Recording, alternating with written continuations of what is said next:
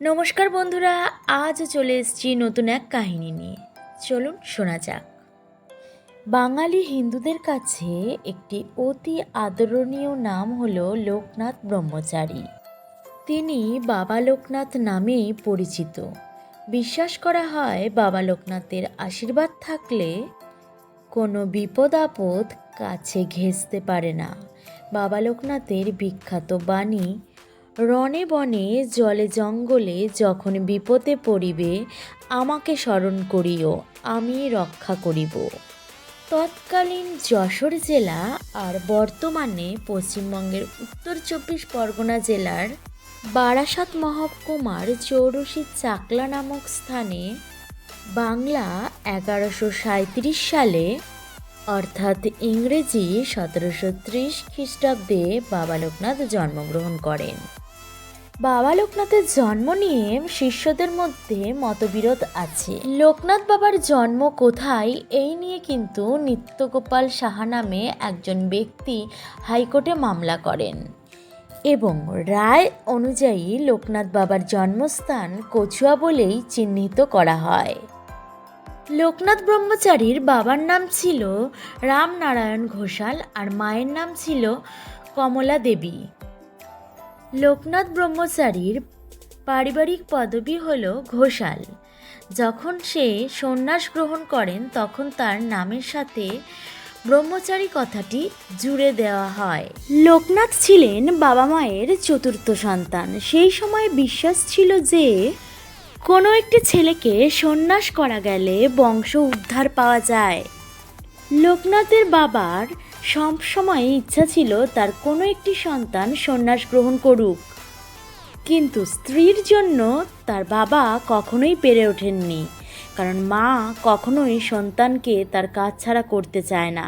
তাই লোকনাথ ব্রহ্মচারী যতই বড় মাপের মানুষ হোক না কেন, তার মা কিন্তু মাই ছিলেন। তাই জন্য তিনি কিন্তু কোনো সন্তানকেই তার কাজ ছাড়া হতে দিতেন না। কিন্তু চতুর্থ সন্তান লোকনাথের ক্ষেত্রে রামনারায়ণ কিন্তু সেটা হতে দেননি। লোকনাথ যাতে সন্ন্যাস গ্রহণ করে তাই জন্য মাত্র 11 বছর বয়সেই লোকনাথকে উপনয়ন করানো হয়। তারপর পাশের গ্রামের ভগবান গাঙ্গুলির হাতে লোকনাথকে সমর্পণ করে দেন তার বাবা। এই সময় লোকনাথের সঙ্গী হয় তারই বাল্যবন্ধু বেণীমাধব। ভগবান গাঙ্গুলি তার দুই শিষ্য লোকনাথ ও বেণীমাধবকে নিয়ে পদযাত্রা শুরু করে দেন। বিভিন্ন গ্রাম, শহর, নদী, বন সব কিছু অতিক্রম করে তারা প্রথমে কালীঘাটে এসে উপস্থিত হন। এখানে এসে বিভিন্ন যোগ সাধনা শুরু করেন। গুরুর আদেশে বিভিন্ন যোগ সাধনা শুরু করে বাবা লোকনাথ ব্রহ্মচারী জ্ঞান অর্জন করেন।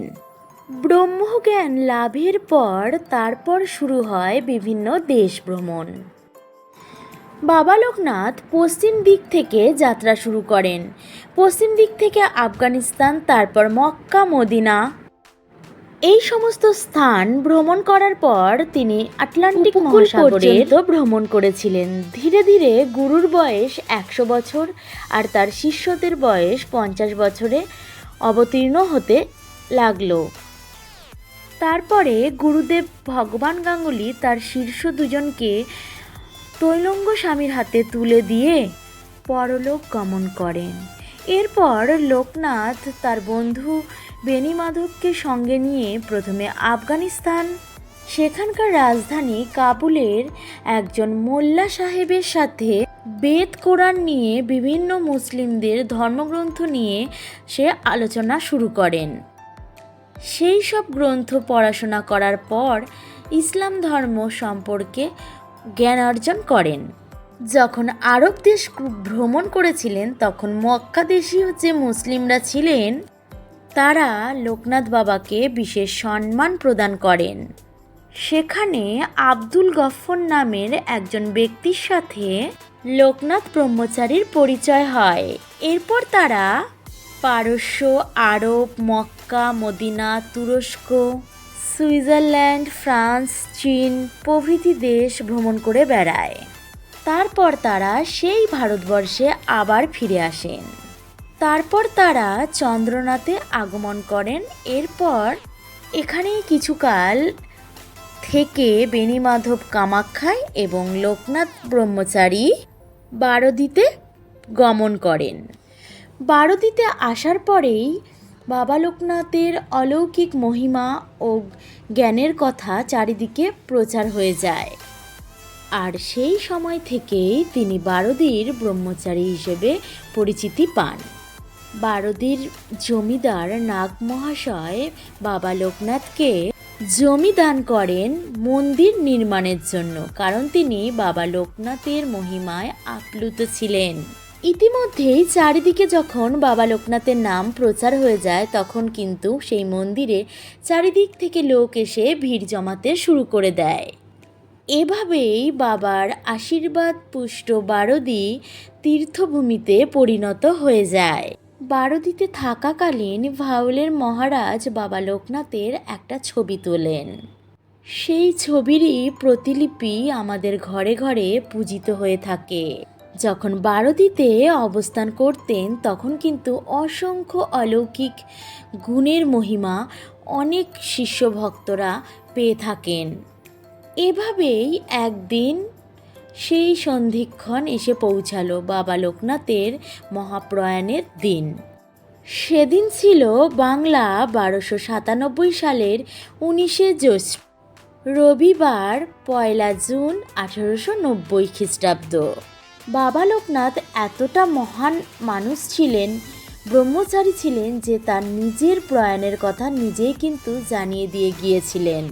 এমন একটা কথা শুনে প্রত্যেকটা ভক্ত সেই মন্দিরের প্রাঙ্গণে এসে উপস্থিত হয়েছিলেন। আশ্রম মাতা বাবার জন্য শেষ বাল্যভোগ নিয়ে এসেছিলেন।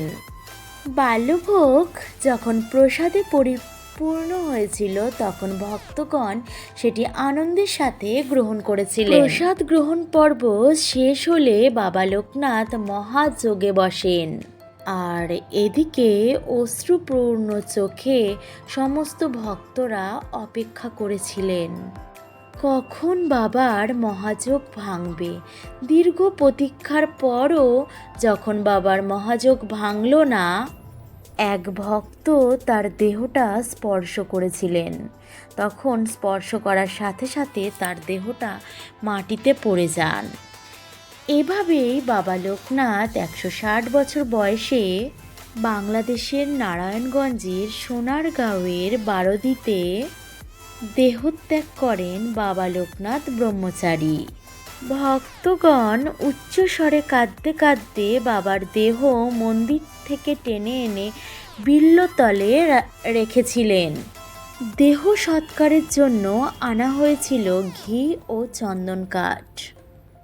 বাবা লোকনাথ আগেই জানতেন যে তিনি পৃথিবীর মায়া ত্যাগ করতে চলেছেন, তাই তার ভক্তদের তিনি আগেই জানিয়ে গিয়েছিলেন যে তিনি যখন থাকবেন না, তার মৃতদেহ যেন মন্দিরের পাশেই দাহকার্য করা হয়। তো সেই কথা অনুযায়ী সেখানেই কিন্তু দাহকার্য সম্পন্ন করা হয়েছিল। এভাবেই বাবা লোকনাথ অনন্ত পথের দিকে যাত্রা করেন আর আমাদের জন্য রেখে যান কিছু অমর বাণী। বাবা লোকনাথের আধ্যাত্মিক শক্তি সম্বন্ধে অনেক কিংবদন্তি প্রচলিত আছে। কেউ কেউ বলেন তিনি জাতিস্বর। তিনি অন্যের মনের ভাব অবলীলায় নিজে বলে দিতে পারতেন।